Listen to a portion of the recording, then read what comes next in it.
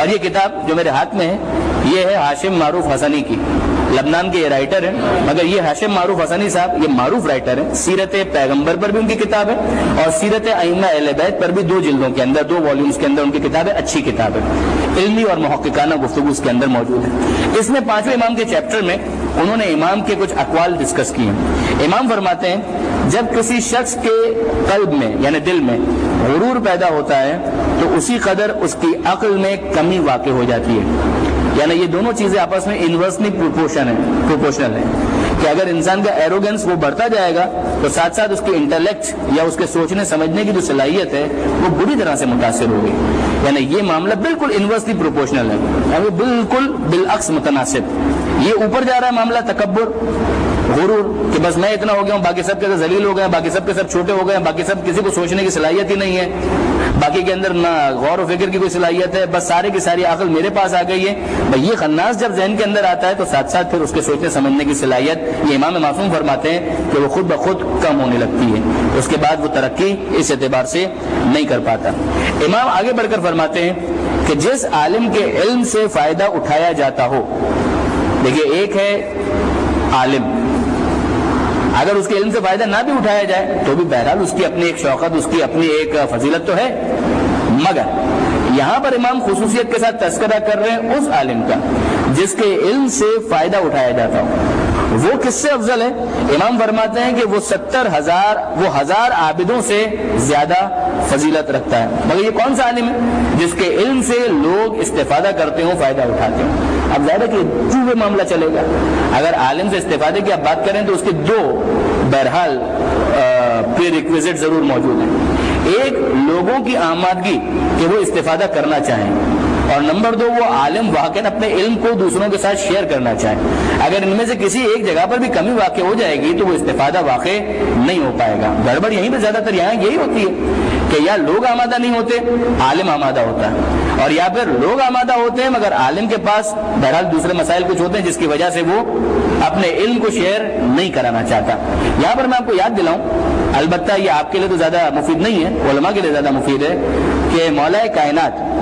امیر المومنین علی ابن ابی طالب علیہ السلام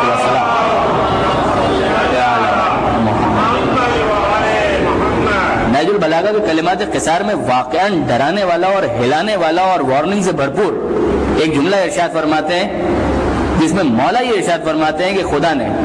اس وقت تک جاہل سے سیکھنے کا وعدہ نہیں لیا جب تک عالم سے سکھانے کا وعدہ نہیں لیا۔ یہ واقعاً یہ بہت ڈرانے والا جملہ ہے، بہت ہلنے اور انسان کو لرزا دے ایسا جملہ ہے کہ جس کے اندر مولا یہ فرما رہے ہیں خدا نے اس وقت تک جاہل سے سیکھنے کا وعدہ نہیں لیا۔ وہ تو جاہل ہے، وہ تو اتنا کہہ کے چھوٹ جائے گا مثلا میں تو جاہل تھا، میں تو سیکھ لوں، لیکن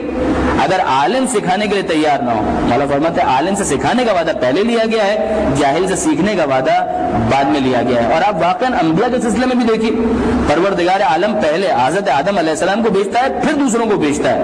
یعنی حضرت آدم علیہ السلام جو خود معلم ہے، جو خود رہنما ہے، ان کو پہلے بھیج رہا ہے، دوسرے انسان ان کی نسل سے آئیں گے، یعنی پہلے معلم ہے، پہلے سکھانے والا ہے پھر سیکھنے والا ہے۔ یہ پروردگار عالم کا بہرحال ایک سیٹ اپ ہے۔ گڑبڑ یہ ہے کہ جہاں پر عالم سکھانے کے لیے تیار ہے وہاں پر لوگوں کا مزاج اوپر ہے، اور جہاں پر لوگ سیکھنے کے لیے آمادہ ہے وہاں پر کبھی کبھی بہرحال کوتاہیاں ہو جاتی ہیں۔ اس کے بعد امام فرماتے ہیں اسی جملے کے کنٹینویشن کے اندر تسلسل میں کہ بخدا کہ شیطان کے نزدیک ایک عالم کی موت 70 عابدوں کی موت سے زیادہ پسندیدہ ہے۔ وہ 70 عبادت کرنے والے چلے گئے، شیطان اتنا زیادہ خوش نہیں ہوگا، مگر اگر ایک عالم با عمل چلا گیا تو واقعاً شیطان بہت زیادہ خوشیاں مسرتیں اس کو بہت خوشی ہے، اس لیے کہ یہ ایک عالم 70,000 عابد پیدا کر سکتا تھا۔ وہ عابد اپنی ذات تک محدود ہے،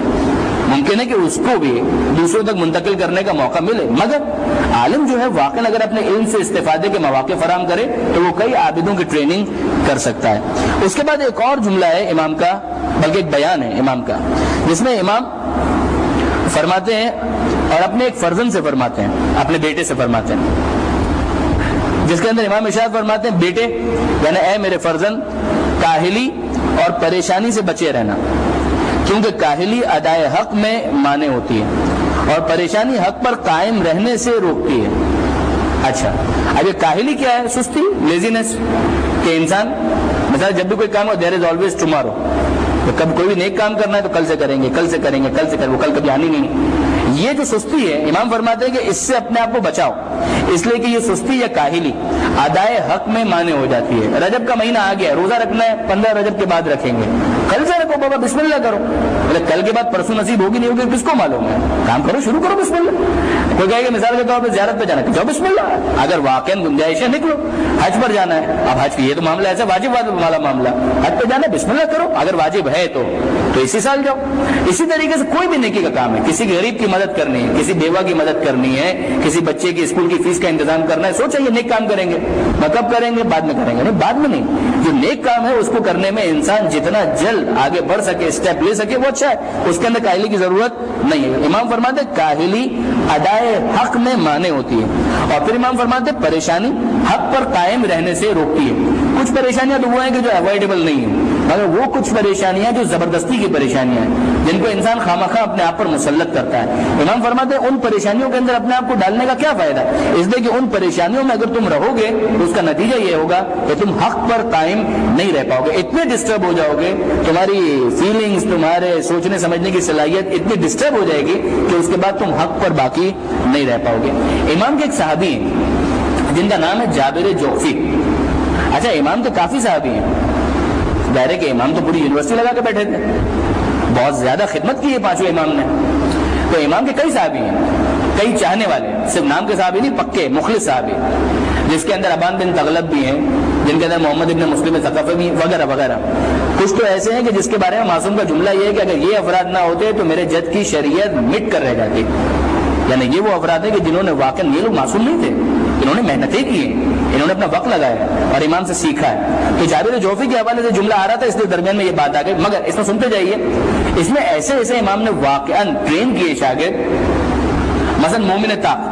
پانچویں امام کی تربیت یافتہ ہیں، چھٹے امام کی تربیت یافتہ ہیں، واقعا بولنے میں بڑے ماہر تھے، عالم تھے، صاحب علم تھے، صاحب علم ہونے کے بعد بولنا بھی تو ایک فن ہے نا، تو بولنے میں بڑے ماہر تھے، واقعا ان کے پاس یہ مہارت موجود تھی۔ پانچویں امام نے اس طرح سے، چھٹے امام نے اس طرح سے ان کو ٹرین کیا تھا۔ ان کا نام تھا مومن طاق، طاق ان کے محلے کے حوالے سے، اور ان کو مومن طاق بھی ان کا لقب بھی تھا۔ بہرحال تو یہ بہرحال اب ان کا واقعہ میں بیان کروں گا، ٹائم زیادہ ہو جائے گا، واپس آ جائیے اس کے اندر۔ جابر جوفی ان کو مخاطب کر کے امام فرماتے ہیں، اے جابر دنیا کیا ہے، یعنی یاد رکھیے گا اس بات کو، جائز پیرامیٹرز میں دنیا لینے میں اسلام نے کبھی منع کیا ہے؟ منع نہیں کیا ہے، مگر یہ جو دنیا ہدف بنتی ہے اور یہ بنتی ہے، چاہے انسان کتنا ہی کہہ رہا ہو دفعہ کہ نہیں بس ٹھیک ہے یوں ہی بس یوں جائز ذرائع سے حلال اتنا ہی رہوں گا، اتنی پیرامیٹرز میں رہوں گا، مگر پھر کچھ دن گزرتے ہیں اتنا انوالو ہو جاتا ہے کہ لگتا ہے کہ اس کا ہدف اور اس کا مقصد دنیا ہی۔ امام سمجھاتے ہیں کہ اے جابر دنیا کیا ہے، یا تو یہ ایک سواری ہے جس پر تم محدود مدت کے لیے سوار ہو لیتے ہو، تو یہی ہے نا، اس کے بعد ٹویوٹا کورولا ہے، سوزوکی میں جا رہا ہے، مرسیڈیز میں جا رہا ہے، وہ بلینو میں جا رہا ہے، یا پتہ نہیں کس میں جا رہا ہے، اور میرا ہم اسکوٹر پہ جا رہا ہے، اور ٹھیک ہے اور کچھ نہیں تو یہ 11 نمبر کی سواری ہے۔ انسان کسی نہ کسی سواری کے اوپر چل، امام فرماتے ہیں یا دنیا کے اندر کیا ہے، یا ایک سواری ہے، اچھی بات ہے سواری ہونا، مگر تم حاصل کرو گے تو اور کیا، یعنی کیا اکھاڑ لو گے اس دنیا کے اندر، کیا حاصل کر لو گے، لاکھوں کروڑوں اربوں روپیہ کمانے کے بعد بھی ایک اچھی سواری تمہارے پاس ہوگی، باقی ہوگی تو پڑی رہے گی گیراج کے اندر، تم تو ایک ہی سواری کے اوپر ایک وقت میں سفر کرو گے۔ ایک سواری ہے جس پر تم محدود مدت کے لیے سوار ہو لیتے ہو، یا یہ لباس ہے جسے تم پہن لیتے ہو، یعنی دنیا سے تم کیا لے لو گے، سواری یا یہ لباس لے لو گے بہت اچھا بنا ہوا فرسٹ کلاس ہے، کسی کے پاس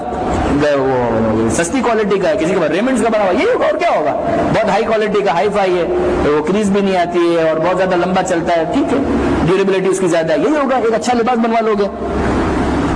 یا یہ ایک عورت ہے جس سے تم محبت کر لیتے ہو، انسانی زندگی کے اندر کیا کرنا ہے، ایک بہت اچھی بیوی ہونی چاہیے، یا بیوی کہے کہ مثلا خاتون کہے کہ میرے بہت ایک اچھا شوہر ہونا چاہیے، واقعا انسان کہتا ہے یہ میں دنیا کے اندر اپنا حاصل کر لوں گا۔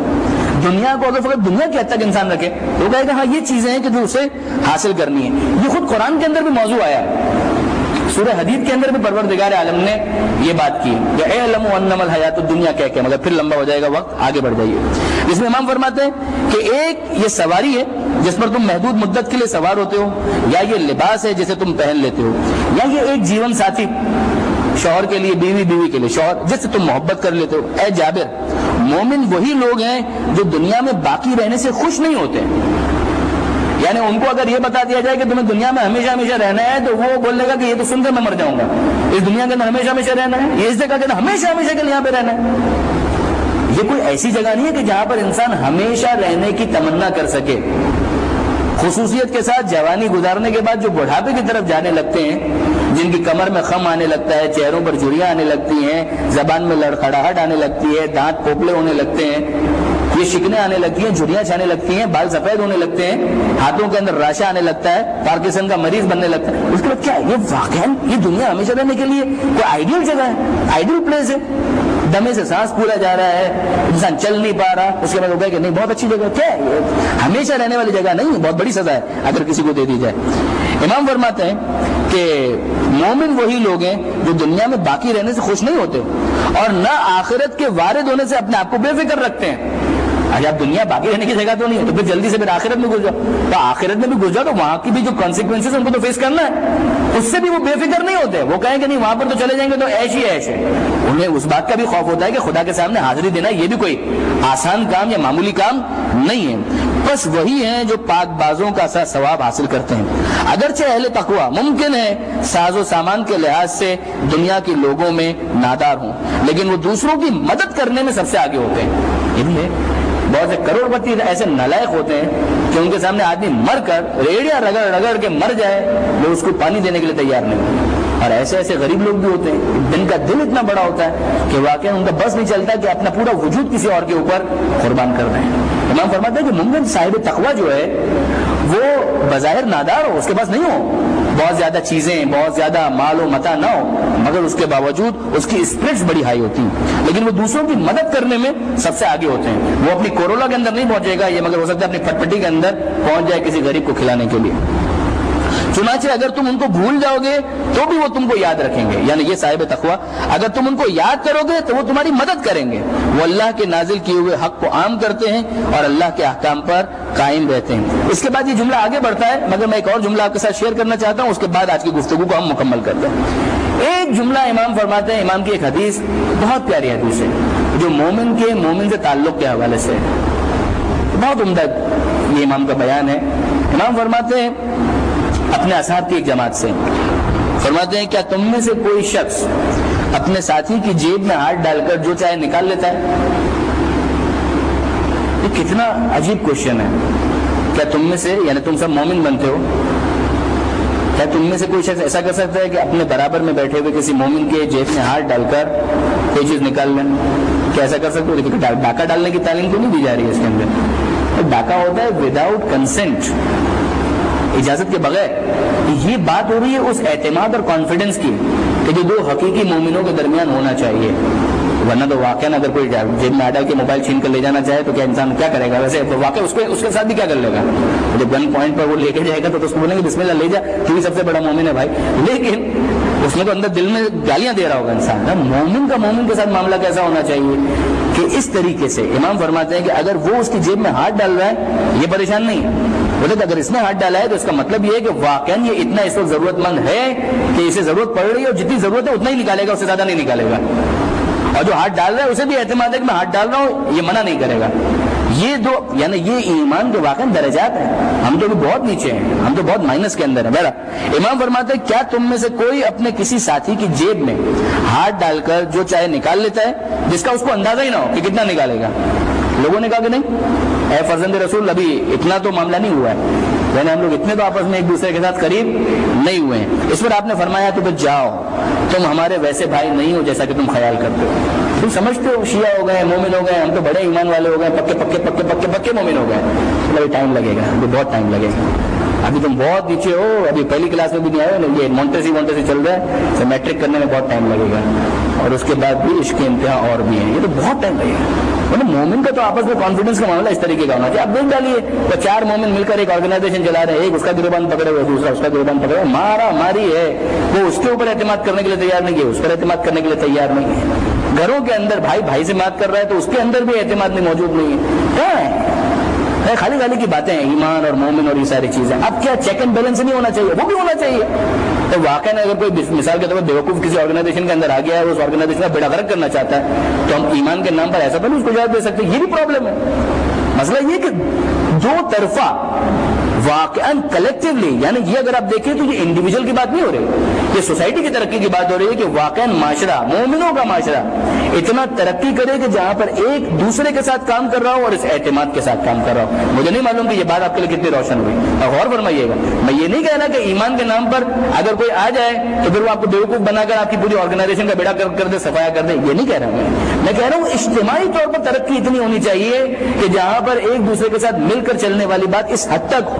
سمجھداری کا، انڈرسٹینڈنگ کا لیول اتنا زیادہ ہو کہ جہاں پر یہ اعتماد ایگزسٹ کر سکے۔ پروردگار عالم سے دعا ہے کہ بارے لا تجھے واسطہ محمد و آل محمد کا ویسا اعتماد جیسا امام دو مومنوں کے درمیان دیکھنا چاہتے ہیں، ویسا اعتماد ہمیں ایک دوسرے پر کرنے کی توفیق عطا فرما، اور اس کے جو لوازمات ہیں انہیں حاصل کر کے اپنے اخلاق کو بلند کرنے کی ہمیں توفیق عطا فرما۔ مالک تیرے معصوم نے کہا، تیرے نمائندے نے کہا کہ اگر غرور انسان کے اندر آ جائے تو اس کی عقل گھٹ جاتی ہے۔ مالک ہمیں غرور کے گناہ کبیرہ سے بچنے کی توفیق عطا فرما۔ مالک تجھے واسطہ محمد و آل محمد کا، امام کی سیرت پر عمل کی توفیق عطا فرما۔